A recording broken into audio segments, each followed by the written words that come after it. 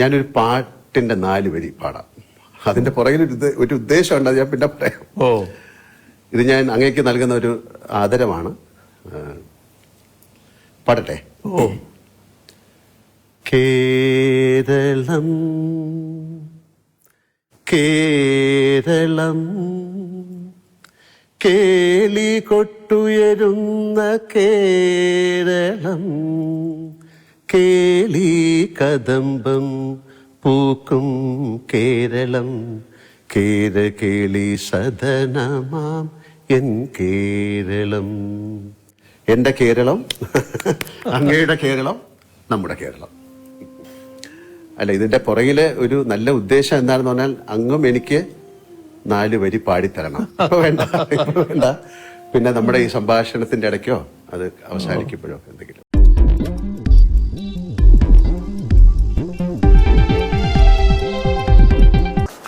നമസ്കാരം, ആസാദി വാർത്തയുടെ നൈറ്റ് എഡിഷന് സ്വാഗതം. നോക്കാം ഇന്നത്തെ പ്രധാനപ്പെട്ട വിശേഷങ്ങൾ.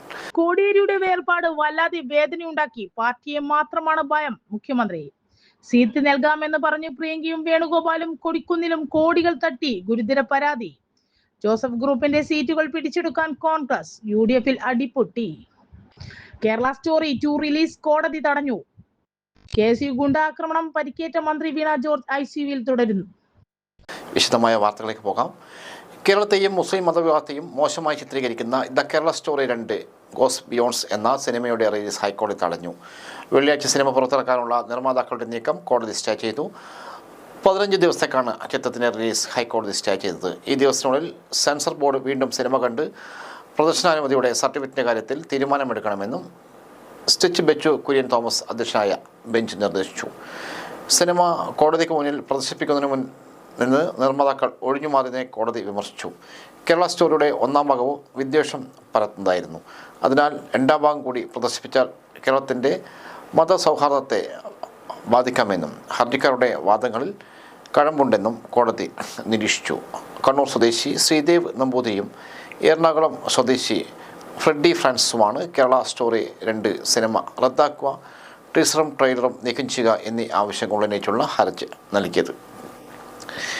കേരളത്തെ അപകീർത്തിപ്പെടുത്താനാണോ സിനിമ നിർമ്മിച്ചതെന്ന് ഹൈക്കോടതി കഴിഞ്ഞ ദിവസം കേസ് പരിഗണിക്കവേ നിർമ്മാതാക്കളോട് ചോദിച്ചിരുന്നു. മതേതരത്വത്തിൻ്റെ നാടാണ് കേരളം. സൗഹാർദ്ദപരമായാണ് ഇവിടെ എല്ലാവരും ജീവിക്കുന്നത്. അതിനാൽ ജനങ്ങളുടെ ആശങ്ക കാണാതിരിക്കാനാകില്ലെന്ന് സിംഗിൾ ബെഞ്ച് അഭിപ്രായപ്പെട്ടു. കേരളത്തെ കുറിച്ചുള്ള തെറ്റായ പരാമർശങ്ങൾ ജനങ്ങളുടെ വികാരം വ്രണപ്പെടുത്താം, സമൂഹത്തിൻ്റെ പ്രതിച്ഛായയെ ബാധിക്കും. അക്കാര്യം പരിഗണിച്ചിരുന്നോ എന്നും സെൻസർ ബോർഡിനോട് കോടതി ചോദിച്ചിരുന്നു. കണ്ണൂർ ജില്ലയിൽ 1681 കുടുംബങ്ങൾ കൂടി ഭൂമിയുടെ അവകാശികൾ.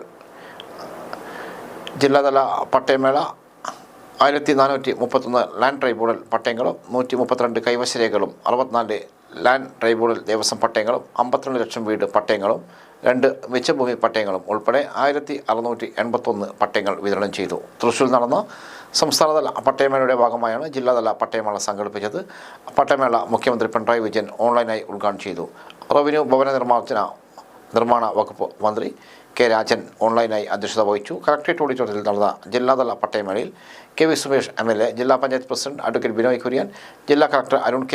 ഓജിയൻ, ADM Kala Bhaskar, election deputy collector KK Binny, LR deputy collector Benny Sebastian, രാഷ്ട്രീയ പാർട്ടി പ്രതികളായ M. Prakashan master, CP Santhosh Kumar, Joy Konnakkal, Rakesh Mandapath, PC Ashokan, Ratheesh Chirakkal എന്നിവർ സംസാരിച്ചു.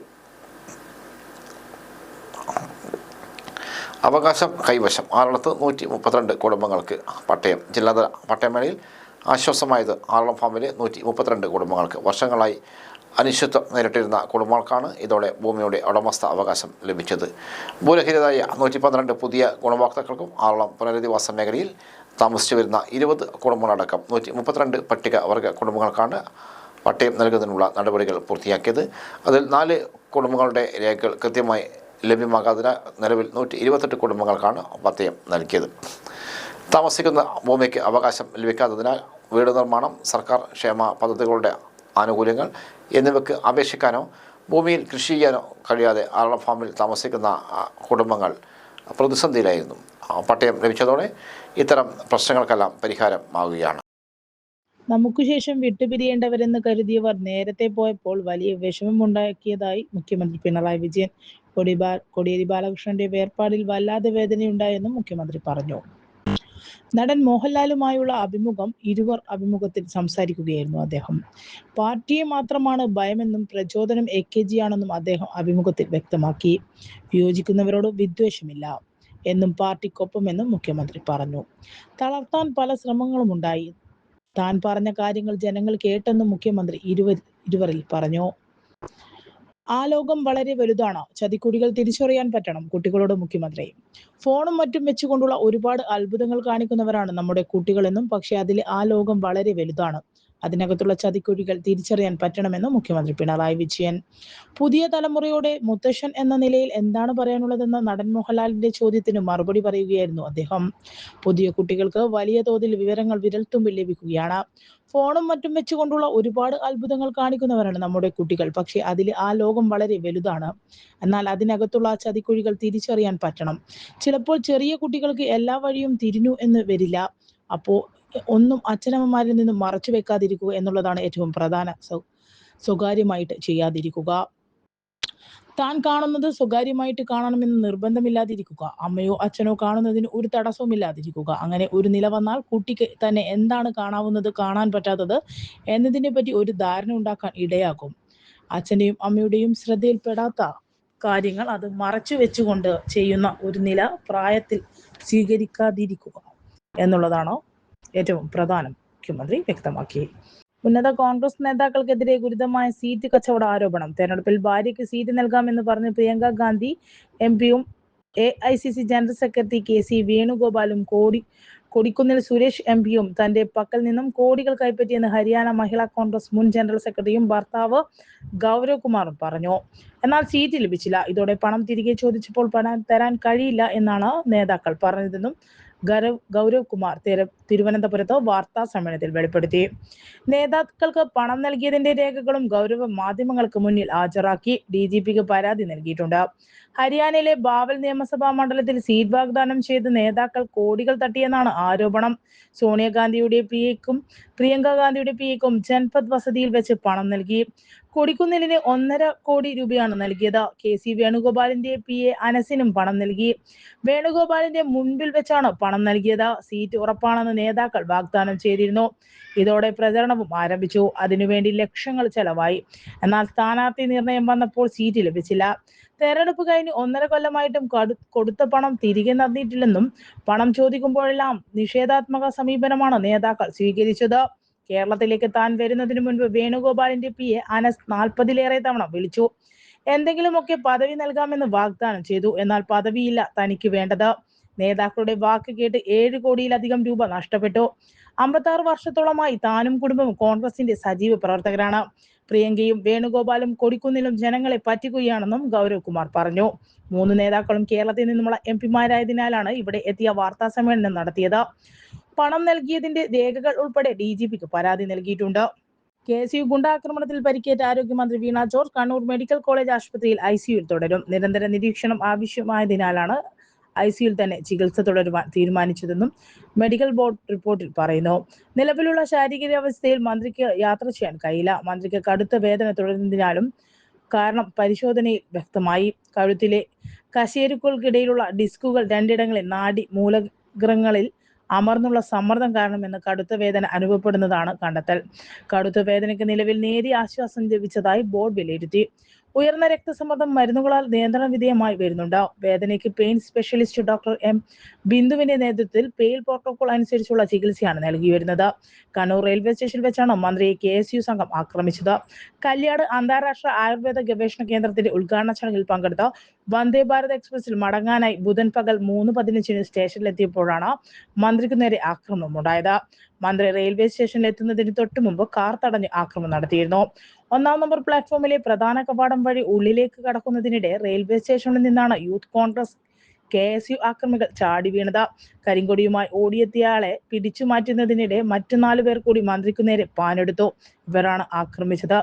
5 KSU നേതാക്കൾ റിമാൻഡിൽ. ആക്രമണത്തിന് നേതൃത്വം കൊടുത്ത KSU ജില്ലാ പ്രസിഡന്റ് പാനു ചെണ്ടയാട്ടെ, MC അതുൽ, ട്രഷറർ മാട്ടൂലിലെ VP അക്ഷയ്, വടകരയിലെ ബിതുൽ പാലൻ, മാടായിലെ CH മുബാസ്, മാടായിലെ അഹമ്മദ് യാസിൻ എന്നിവരെയാണ് കണ്ണൂർ ടൗൺ പോലീസ് അറസ്റ്റ് ചെയ്തത്. ഇവരെ കോടതി റിമാൻഡ് ചെയ്തു. നിയമസഭാ തെരഞ്ഞെടുപ്പിലേക്ക് കടക്കും മുൻപേ UDF-ൽ പൊട്ടിത്തെറി. തങ്ങളുടെ സീറ്റ് പിടിച്ചെടുക്കാനുള്ള കോൺഗ്രസിന്റെ നീക്കത്തിനെതിരെ കേരള കോൺഗ്രസ് ജോസഫ് വിഭാഗം രംഗത്തെത്തി. നേരത്തെ ലക്ഷ്യം വെച്ചിരിക്കുന്ന സീറ്റുകൾക്ക് പുറമെ ഇരിങ്ങാലക്കുടയും ജോസഫ് ഗ്രൂപ്പിൽ പിടിച്ചെടുക്കാനാണ് കോൺഗ്രസ് ശ്രമിക്കുന്നത്. ഇതിന് യൂത്ത് കോൺഗ്രസിന് മുന്നിൽ നിർത്തിയതാണ് ചരടുവലി. ഇരിങ്ങാലക്കുടയിൽ ഇക്കുറി കോൺഗ്രസ് മത്സരിക്കണമെന്നും അല്ലെങ്കിൽ സ്വന്തം നിലയിൽ സ്ഥാനാർത്ഥിയെ നിർത്തുമെന്നും യൂത്ത് കോൺഗ്രസ് മണ്ഡലം സമ്മേളനം കഴിഞ്ഞ ദിവസം പ്രമേയം പാസാക്കിയിരുന്നു. കൂടാതെ ജോസഫ് ഗ്രൂപ്പിനെതിരെ പൊതുവികാരമുണ്ടാക്കാനും ശ്രമം നടത്തുന്നുണ്ട്. 6 തവണയായി ഇരിങ്ങാലക്കുട മണ്ഡലത്തിൽ മത്സരിക്കുന്നത് ജോസഫ് വിഭാഗത്തിലെ തോമസ് ഉണ്ണിയാടനാണ്. 2001 മുതൽ 2016 വരെ അദ്ദേഹമായിരുന്നു ജയിച്ചത്. 2016-ൽ ഉണ്ണിയാടൻ വീണ്ടും മത്സരിച്ചപ്പോൾ KU അരുണിനിലൂടെ UDF-ൽ നിന്നും LDF സീറ്റ് പിടിച്ചെടുത്തു. 2021-ൽ ഉന്നത വിദ്യാഭ്യാസ മന്ത്രി ഡോക്ടർ ആർ ബിന്ദുവും LDF-നായി മികച്ച വിജയം നേടി. ഇത്തവണ വീണ്ടും മത്സരിക്കാൻ ഉണ്ണിയാടൻ ഒരുങ്ങുമ്പോഴാണ് വഴിമുടക്കി കോൺഗ്രസ് നിൽക്കുന്നത്. ഉണ്ണിയാടനെതിരെ മണ്ഡലത്തിൽ പലയിടങ്ങളിലും പോസ്റ്റുകളും പതിച്ചിട്ടുണ്ട്. സീറ്റ് പിടിച്ചെടുക്കുമെന്ന് യൂത്ത് കോൺഗ്രസ് പരസ്യമായി പ്രഖ്യാപിച്ചിട്ടും കോൺഗ്രസ് നേതാക്കൾ മൗനത്തിലാകുന്നതാണ് ജോസഫ് ഗ്രൂപ്പിനെ ചൊടിപ്പിച്ചത്. മുതിർന്ന കോൺഗ്രസ് നേതാക്കളുടെ പിന്തുണയോടെയാണ് ഈ നീക്കമെന്നാണ് ആരോപണം. ജോസഫ് ഗ്രൂപ്പ് മത്സരിക്കുന്ന ഇടുക്കി, കുട്ടനാട്, ചങ്ങനാശ്ശേരി, ഏറ്റുമാനൂർ മണ്ഡലങ്ങളും കോൺഗ്രസ് നോട്ടമിട്ടിട്ടുണ്ട്. മോദി നയങ്ങൾ കർഷകരെ തകർക്കുന്നു. US ഇന്ത്യ വ്യാപാര കരാർ കർഷകർക്കുള്ള മരണപത്രമെന്നും രാഹുൽ ഗാന്ധി.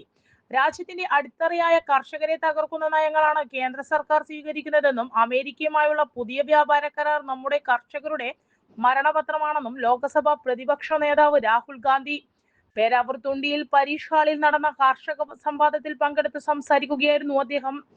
അമേരിക്കയിലെ യന്ത്രസഹായത്തോടെ വൻകിട കോർപ്പറേറ്റുകൾ ഉൽപ്പാദിപ്പിക്കുന്ന കാർഷിക വിളകൾക്കായി ഇന്ത്യൻ വിപണി തുറന്നു കൊടുക്കുന്നത് ക്രിമിനൽ നടപടിയാണ്. രാജ്യത്തെ ഒരു പ്രധാനമന്ത്രിയും ഇത്തരത്തിൽ ഒരു കരാറിന് മുതിർന്നിട്ടില്ല. US പ്രസിഡന്റ് ട്രംപിന്റെ ഭീഷണിക്ക് വഴങ്ങാനാണ് മോദി ഈ കരാർ ഒപ്പിട്ടത്. സ്വന്തം സംരക്ഷണം മാത്രം നോക്കിയ മോദിയും കൂട്ടരും കർഷകരെ കുരുതി കൊടുത്തു. കേരളത്തിലെ UDF അധികാരത്തിൽ വരുമ്പോൾ കർഷകർ നേരിടുന്ന പ്രശ്നങ്ങൾക്കെല്ലാം പരിഹാരമുണ്ടാകും. വന്യമൃഗ ശല്യം പരിഹരിക്കാൻ ആധുനിക സാങ്കേതിക വിദ്യ പ്രയോജനപ്പെടുത്തണം. കർഷകർക്ക് അർഹമായ ആദരവും താങ്ങുവിലയും സർക്കാർ നൽകണമെന്നും രാഹുൽ ഗാന്ധി ആവശ്യപ്പെട്ടു. സർക്കാർ ആനുകൂല്യം സമയബന്ധിതമായി ലഭിക്കാത്തതിനെ തുടർന്നുള്ള കടബാധ്യത കാരണം ആത്മഹത്യ ചെയ്ത മികച്ച പച്ചക്കറിക്കാരനുള്ള സംസ്ഥാന സർക്കാരിന്റെ പുരസ്കാരം നേടിയ കർഷകൻ ഏലിയാസ് അമ്പാടിന്റെ ഭാര്യ ലേസ്യാമ്മ ഏലിയാസ് സംസ്ഥാനത്ത് കർഷകർ നേരിടുന്ന പ്രതിസന്ധിയെ സംബന്ധിച്ച കുറിപ്പ് രാഹുൽ ഗാന്ധിക്ക് പരാതിയായി എഴുതി. തുടർന്ന് രാഹുൽ ഗാന്ധി അവരെ വേദിയിലേക്ക് ക്ഷണിച്ച് കാര്യങ്ങൾ ചോദിച്ചറിഞ്ഞു. ജനിതക വൈകല്യം നേരിടുന്ന യുവ കർഷകനും മികച്ച കുട്ടി കർഷകനുള്ള പേരാവൂർ പഞ്ചായത്തിലെ അവാർഡ് ജേതാവും സ്കൂൾ വിദ്യാർത്ഥിയായ അംബരീഷനെ രാഹുൽ ഗാന്ധി അഭിനന്ദിച്ചു. KPCC president Sunny Joseph MLA സ്വാഗതം പറഞ്ഞു. AICC general secretary KC Venugopal MP, Congress പ്രവർത്തക സമിതി അംഗം K Sudhakaran MP, KPCC working president Shafi Parambil, AICC general secretary Deepadas Munsh, DCCC president Martin George, Sajeev Joseph MLA, VA Narayanan, Chandran Thillankeri, Sonia Sebastian, Abdul Karim, PT Mathew, father Mathew Thekkemuri തുടങ്ങിയവർ പങ്കെടുത്തു. വേനൽക്കാല മുന്നൊരുക്ക പ്രവർത്തനങ്ങൾ വിലയിരുത്തി കണ്ണൂർ ജില്ലയിൽ ഉയർന്ന താപനില റിപ്പോർട്ട് ചെയ്ത സാഹചര്യത്തിൽ വേനൽക്കാല മുന്നൊരുക്ക പ്രവർത്തനങ്ങളുടെ ഭാഗമായി ജില്ലാ കളക്ടർ അരുൺ K. വിജയൻ്റെ അധ്യക്ഷതയിൽ അവലോകന യോഗം ചേർന്നു. ജില്ലാ പഞ്ചായത്ത് പ്രസിഡന്റ് അഡ്വക്കേറ്റ് ബിനോയ് കുര്യൻ സന്നിഹിതനായിരുന്നു. വേനൽക്കാല കാട്ടുതീ ഉണ്ടാകാൻ സാധ്യത ഉള്ളതിനാൽ ആവശ്യമായ മുന്നൊരുക്കവും ജാഗ്രതയും ഉണ്ടാവണമെന്ന് ജില്ലാ പഞ്ചായത്ത് പ്രസിഡന്റ് പറഞ്ഞു. കുടിവെള്ള ലഭ്യത സംബന്ധിച്ച ഉന്നതികളിൽ പ്രത്യേക ശ്രദ്ധ കൊടുക്കണമെന്നും അദ്ദേഹം പറഞ്ഞു. വേനൽക്കാല മുന്നൊരുക്കം കൃത്യതയോടെ നടപ്പാക്കുന്നുണ്ടെന്ന് വകുപ്പുകൾ ഉറപ്പ് വരുത്തണമെന്ന് ജലസ്രോതസ്സുകൾ ശുചീകരിച്ച് കുടിവെള്ള ലഭ്യത സാധ്യമാക്കാനും ജില്ലാ കളക്ടർ നിർദ്ദേശിച്ചു. തീപിടുത്ത മുൻകരുതലിൻ്റെ ഭാഗമായി കെട്ടിടങ്ങളുടെ ഫയർ ഓഡിറ്റിംഗ് പൂർത്തിയാക്കാൻ നിർദ്ദേശം നൽകി. കുടിവെള്ള ക്ഷാമ സാധ്യതയുള്ള പ്രദേശങ്ങൾ മുൻകൂട്ടി കണ്ടെത്തി പഞ്ചായത്ത് തലത്തിൽ കുടിവെള്ള വിതരണം ഉറപ്പ് വരുത്തണമെന്നും കളക്ടർ നിർദ്ദേശിച്ചു. വന്യജീവി സംരക്ഷണ വകുപ്പ്, കൃഷി വകുപ്പ്, മൃഗസംരക്ഷണ വകുപ്പ്, തൊഴിൽ വകുപ്പ്, വിദ്യാഭ്യാസ വകുപ്പ്, അഗ്നിരക്ഷാ സേന, ആരോഗ്യവകുപ്പ്, ജില്ലാ ജലവകുപ്പ് തുടങ്ങിയ വേനൽക്കാല മുന്നൊരുക്കത്തിൻ്റെ ഭാഗമായി ചെയ്യേണ്ട കാര്യങ്ങളും യോഗം ചർച്ച ചെയ്തു. വേനൽക്കാല മുന്നൊരുക്ക പദ്ധതി ജില്ലാ ഹസാർഡ് അനലിസ്റ്റ് അവതരിപ്പിച്ചു. കളക്ടറേറ്റ് കോൺഫറൻസ് ഹാളിൽ ചേർന്ന യോഗത്തിൽ ദുരന്ത നിവാരണം deputy collector K V Shruti, വിവിധ വകുപ്പ് ഉദ്യോഗസ്ഥർ എന്നിവർ പങ്കെടുത്തു. Run for unity midnight run March 7-ന്. റൺ ഫോർ യൂണിറ്റി എന്ന സന്ദേശവുമായി ജില്ലാ ഭരണകൂടവും ജില്ലാ ടൂറിസം പ്രൊമോഷൻ കൗൺസിലും സംഘടിപ്പിക്കുന്ന മിഡ് നൈറ്റ് യൂണിറ്റി റണ്ണിൻ്റെ 6ാമത് എഡിഷൻ മാർച്ച് 7-ന് നടക്കും. ശനിയാഴ്ച രാത്രി 11 മണിക്ക് കളക്ട്രേറ്റിൽ നിന്നും ആരംഭിച്ച തവക്കര, പുതിയ bus stand, fort road, Prabhat junction, saint Michael's school road, Payyambalam guest house, pathway, Sreenarayana park, Muneeswaran Kovil, പഴയ bus stand, town square, taluk office വഴി കളക്ട്രേറ്റിൽ സമാപിക്കും. 5 പേരടങ്ങുന്ന ചെറു സംഘങ്ങളായാണ് മിഡ് നൈറ്റ് റണ്ണിന് പങ്കെടുക്കുന്നവർക്ക് ടീഷർട്ട്, മെഡൽ, സർട്ടിഫിക്കറ്റ് എന്നിവ ലഭിക്കും. വനിതകൾ, പുരുഷന്മാർ, സ്ത്രീകൾ, പുരുഷന്മാർ military, police, fire force, excise, forest എന്നീ യൂണിഫോം സർവീസിലുള്ളവർ, സ്കൂൾ കോളേജ് വിദ്യാർത്ഥികൾ, മുതിർന്ന പൗരന്മാർ, സർക്കാർ ജീവനക്കാർ എന്നീ കാറ്റഗറികളായാണ് മത്സരം. 5 പേരടങ്ങിയ ഒരു ടീമിന് 500 രൂപയും സ്കൂൾ കോളേജ് വിദ്യാർത്ഥികൾക്കുള്ള ടീമിന് 250 രൂപയുമാണ് രജിസ്ട്രേഷൻ ഫീസ്. വെബ്സൈറ്റ് മുഖേന ഓൺലൈനായി ജില്ലാ ടൂറിസം പ്രൊമോഷൻ കൗൺസിൽ ഓഫീസിൽ നേരിട്ട് രജിസ്റ്റർ ചെയ്യാം. ഫോൺ 0497 2706 336 833 01 58 604. മന്ദരോഗ നിവാരണ പരിപാടിയുടെ ഭാഗമായി അഴീക്കോട് സാമൂഹ്യ ആരോഗ്യ കേന്ദ്രത്തിൻ്റെ ആഭിമുഖ്യത്തിൽ രാത്രികാല രക്തപരിശോധന ക്യാമ്പ് നടത്തി. അഴീക്കോട് CHC പരിപാടി അഴീക്കോട് പഞ്ചായത്ത് പ്രസിഡന്റ് കെ സനില ഉദ്ഘാടനം ചെയ്തു. ആരോഗ്യ സ്റ്റാൻഡിംഗ് കമ്മിറ്റി ചെയർപേഴ്സൺ വിജയശ്രീ അധ്യക്ഷത വഹിച്ചു. വാർഡ് മെമ്പർമാരായ സജന, പി രമേശൻ എന്നിവർ സംസാരിച്ചു. പരിശോധനയ്ക്ക് സതീശൻ കസ്തൂരി, അനീഷ് ബാബു, കലൻ, അരുൺകുമാർ, ഷിനു, നിത്യ, ഭാവന, പ്രേമലത, ആയിഷ, അഞ്ചു മുതലായവർ നേതൃത്വം നൽകി. ആകെ 150 പേരുടെ രക്തപരിശോധന നടത്തി. അടുത്ത പരിശോധന പരിപാടി മാർച്ച് 10-ന് രാത്രി 9 മുതൽ പുതപ്പറയിൽ വെച്ച് നടക്കും. ശുചിത്വ റിപ്പോർട്ട് പ്രകാശനം ചെയ്തു. Kerala Sastra Sahitya Parishad government city higher secondary school NSS യൂണിറ്റിൻ്റെ ആഭിമുഖ്യത്തിൽ ഗവൺമെൻറ് സിറ്റി ഹയർ സെക്കൻഡറി സ്കൂളിന് മുന്നിൽ വെച്ച് കണ്ണൂർ സിറ്റി ശുചിത്വ സർവേ റിപ്പോർട്ട് പ്രകാശനവും അവതരണവും ബോധവൽക്കരണ ക്ലാസും സംഘടിപ്പിച്ചു. പ്രിൻസിപ്പൽ MK ഷൈജുവിൻ്റെ അധ്യക്ഷതയിൽ corporation Arakkal ward councillor K Sameera ഉദ്ഘാടനം ചെയ്തു. കണ്ണൂർ സിറ്റി ശുചിത്വ സർവേ റിപ്പോർട്ട് പ്രകാശനം administrator K Jyothi, public health inspector Jeeja ബേബിക്ക് നൽകിക്കൊണ്ട് പ്രകാശിപ്പിച്ചു. ശാസ്ത്ര സാഹിത്യ പരിഷത്ത് മേഖലാ കമ്മിറ്റി അംഗം P. സുനിൽദത്തൻ റിപ്പോർട്ട് അവതരിപ്പിക്കും. മാലിന്യ സംസ്കരണം എങ്ങനെ സാധ്യമാക്കാം എന്ന വിഷയത്തിൽ വിശുദ്ധി പ്രസിഡന്റ് TP ലക്ഷ്മൺ ക്ലാസ് എടുക്കുകയും ചെയ്തു. സാമുവൽ പ്രേംകുമാർ സംസാരിച്ചു. പരിഷത്ത് മേഖലാ ജോയിന്റ് സെക്രട്ടറി EK സിറാജ് സ്വാഗതവും മേഖലാ പ്രസിഡന്റ് P. ധർമ്മൻ നന്ദിയും പറഞ്ഞു. ശുചിത്വ സർവേ റിപ്പോർട്ടിലെ പ്രധാന കണ്ടെത്തലുകൾ പ്രധാനമായി 3 മേഖലകളെ ആസ്പദമാക്കിയാണ് സർവേ പ്രവർത്തനം നടത്തിയത്. വീടുകളിലെ ജൈവമാലിന്യ സംസ്കരണം, 46.4% വീടുകളിൽ ഉപാധികൾ ഇല്ല, 46.4% വീട്ടുകാർ വലിച്ചെറിയുകയാണ്, കേവലം 7.2% വീട്ടുകൾ മാത്രമേ ഉപാധികളുള്ളൂ. ഉപാധികൾ ഉള്ളവരിൽ തന്നെ 18.2% വീട്ടുകാർ മാത്രമേ ഇനോക്കുലം ഉപയോഗിക്കുന്നുള്ളൂ. അജൈവ മാലിന്യം ഹരിതകർമ്മ സേനയ്ക്ക് നൽകുന്നത് 83% പേരാണ്. 9% പേർ വലിച്ചെറിയുന്നു. അതിൽ 1% കത്തിക്കുന്നു. 79% എല്ലാ മാസവും നൽകുന്നുണ്ട്. 2% പേർ 2 മാസത്തിലൊരിക്കലും, 3 മാസം കൂടുമ്പോൾ 1% പേരും, 6 മാസം കൂടുമ്പോൾ 1% നൽകുന്നു. മലിനജലം 65% പൊതു ഓടുകളിലേക്കാണ് വിട്ടിടുന്നത്. 4% തോട്ടിലേക്കും 23% മലിനജല കുഴി എങ്ങനെയാണ് സംസ്കരിക്കുന്നത്. സർക്കാർ ആനുകൂല്യങ്ങൾ ജനങ്ങളിലേക്ക് എത്തിക്കാൻ കൂത്തുപറമ്പിൽ കോൾ സെൻറ്റർ ആരംഭിച്ചു. പാനൂരിൽ ആരംഭിച്ച കൂത്തുപറമ്പ് മണ്ഡലം call centre Khadi board vice chairman P. Jayarajan ഉദ്ഘാടനം ചെയ്തു. KP മോഹനൻ MLA അധ്യക്ഷനായി. ജനങ്ങൾക്ക് MLA-യുമായി ബന്ധപ്പെടുന്നതിനും സർക്കാർ സേവനങ്ങൾ അവരിലേക്ക് എത്തിക്കുന്നതിനുമാണ് ഇത്തരം കോൾ സെൻറ്ററുകളെന്ന് അദ്ദേഹം പറഞ്ഞു. മുഖ്യമന്ത്രിയുടെ ഓഫീസ് വരെ നേരിട്ട് ബന്ധപ്പെടാനുള്ള സംവിധാനമാണിതെന്നും അദ്ദേഹം സൂചിപ്പിച്ചു. കൂത്തുപറമ്പ് നിയോജക മണ്ഡലത്തിലെ വികസന കാര്യങ്ങൾ അറിയുന്നതിനും പരാതി ബോധിപ്പിക്കാനും പൊതുജനങ്ങൾ 0490 208 645 എന്ന നമ്പറിൽ രാവിലെ 9:30 മുതൽ വൈകിട്ട് 5:30 വരെ ബന്ധപ്പെടാം. P. Harindran, PK Praveen, Raveendran, Kunnoth K. Dhananjayan, KE Kunhabdulla, KT Rakesh, KP Yusuf, K. Ramendran, P. Dineshan എന്നിവർ സംസാരിച്ചു. അൻപ് 2025 ഭൗതിക ഭിന്നശേഷി ബോധവൽക്കരണ പരിപാടി. അന്താരാഷ്ട്ര ഭിന്നശേഷി ദിനത്തിൻ്റെ ഭാഗമായി കണ്ണൂർ താലൂക്ക് തല ഭൗതിക ഭിന്നശേഷി ബോധവൽക്കരണ പരിപാടി അൻപ് 2025 സംഘടിപ്പിച്ചു. Kannur block panchayat president P Prasanthan ഉദ്ഘാടനം ചെയ്തു.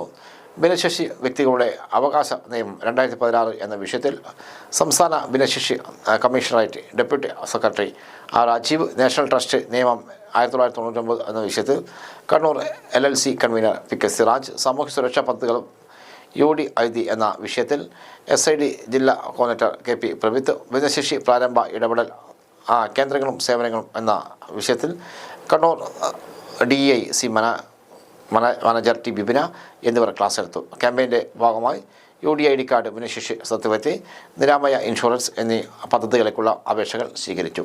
കണ്ണൂർ കൃഷ്ണമേനോൻ മെമ്മോറിയൽ ഗവൺമെൻറ് വനിതാ കോളേജ് ഓഡിറ്റോറിയത്തിൽ നടന്ന പരിപാടിയിൽ college vice principal doctor CP Santhosh അധ്യക്ഷനായി. കണ്ണൂർ കോർപ്പറേഷൻ കൗൺസിലർ അനൂപ് ബാലൻ, ജില്ലാ സാമൂഹ്യനീതി ഓഫീസർ P വിജു, ജില്ലാ സാമൂഹ്യനീതി office senior superintendent PK Nasar, ജില്ലാ ഭിന്നശേഷി കമ്മിറ്റി അംഗം PV ഭാസ്കരൻ എന്നിവർ പങ്കെടുത്തു. ഇതോടെ ഇന്നത്തെ അസാധ്യ വാർത്തകൾ സമാപിക്കുന്നു. വീണ്ടും നാളെ കാണാം. നന്ദി, നമസ്കാരം.